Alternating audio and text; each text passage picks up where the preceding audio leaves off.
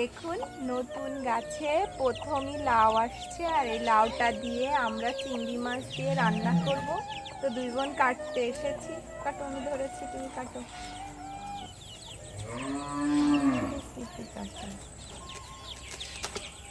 এই যে লাউ কাটা হয়ে গেছে, এখন আমরা নিয়ে যাব বাসায়।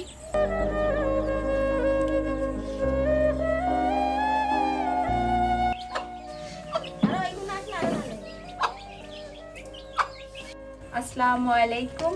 আমরা দুই বোন আজকে লাউ আর চিংড়ি মাছ দিয়ে রান্না করব, সেজন্য চলে আসছি রান্নার কাছে। এখন আমার বোন লাউটা কেটে নেবে আর আমি চিংড়ি মাছগুলোকে বেছে নেব। প্রথমে আমি চিংড়ি মাছের এই লোমগুলো ছাড়াই নিব। আমি নাকি কাজ করি না, আজকে আমি কাজ করে দেখাচ্ছি।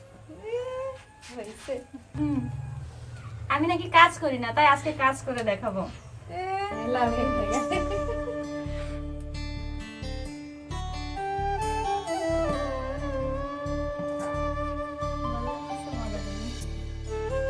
এভাবে আমি মাছগুলো বেছে নেব।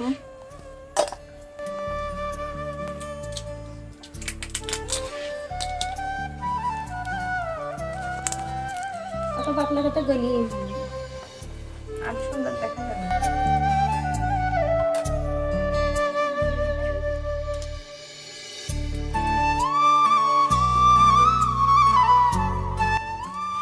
এই যে তরকারি কাটলাম, তরকারির খোসাগুলো এবার আমি এখানে তুলে নিচ্ছি, কারণ আমি এখন গরুকে খেতে দেব।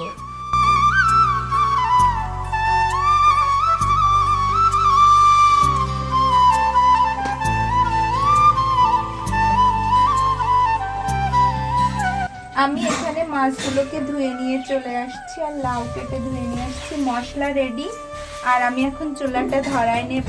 ধরায় নিয়ে রান্না শুরু করে দেব।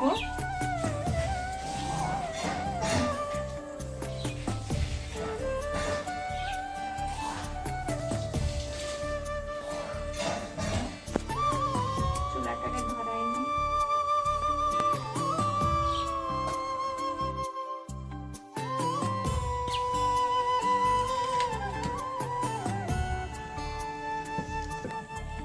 এখন আমি মাছটাকে মশলা মাখাই নেব। একটু লবণ দেব,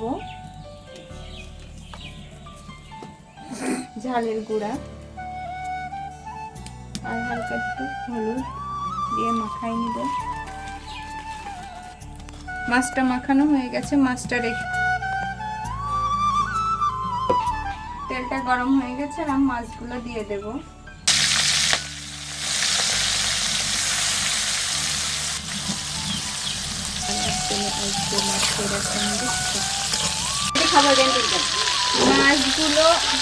মাছগুলো ভাজা হয়ে গেছে আর আমি এখন উঠাবো।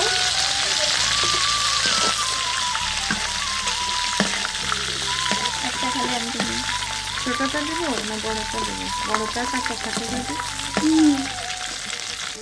এখানে আছে পেঁয়াজ কুচি, রসুন বাটা, লবণ, কাঁচামরিচ, শুকনো মরিচের গুঁড়া, হলুদ, ধনিয়া, জিরা। আমি প্রথমে পেঁয়াজগুলো দিয়ে নেব। ছোট ছোট বাচ্চারা চলে এসেছে আর একটা চিংড়ি চুপ করে তুলে নিয়ে খেয়ে নিচ্ছে। ছোট বোন, আমরা সবাই মিলে এখন একটা চিংড়ি মাছ খাবো গরম। পেঁয়াজটা ভাজা ভাজা হয়ে গেছে, এখন আমি কাঁচা মরিচগুলো যে চিড়ে রেখেছিলাম এগুলো দিয়ে দিলাম। এটা হচ্ছে রসুন বাটা গুঁড়া, ধনিয়া, হলুদ, ঝালের গুঁড়া আর লবণ। এটাকে আমি অনেক ভালো করে কষিয়ে নেব। মশলাটাকে ভালো করে কষিয়ে নেব। মশলাটা কষানো হয়ে গেছে আর এখানে আমি লাউ কেটে রেখেছি ধুয়ে, সেটা দিয়ে দেব। দিয়ে নেব লাউগুলোকে।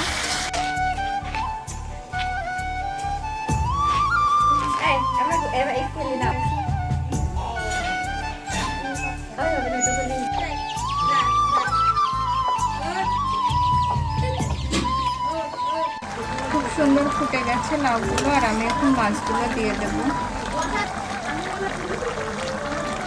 একটু ডুবিয়ে দেব মাছগুলো নিচে। মাছ দিয়ে লাউ রান্নাটা হয়ে গেছে আর থাকবে, একদম হয়ে গেছে ঠিকঠাক। আমাদের দুই বোনের অনেক কষ্টের পর রান্নাটা শেষ হলো। আমাদের রান্নাটা যদি আপনাদের ভালো লাগে লাইক করবেন, কমেন্ট করবেন, শেয়ার করবেন আর সাবস্ক্রাইব করবেন, পাশে থাকা বেল বাটনটি ক্লিক করবেন। আর আমরা দুই বোন এখন খাবো, আপনারা দেখবেন। আল্লাহ হাফেজ।